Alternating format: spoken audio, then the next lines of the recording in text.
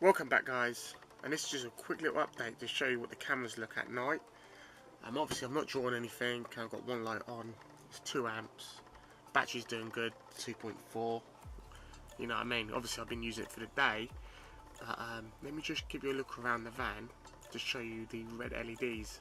They're not that bright actually, but people can tell that they're on, so it's really good. Let me show you.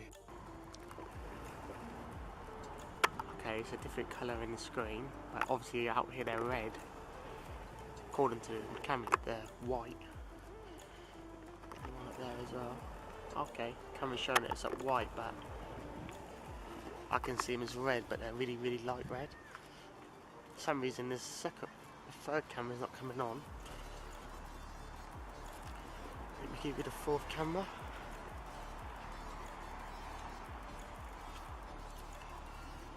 Okay, there you go.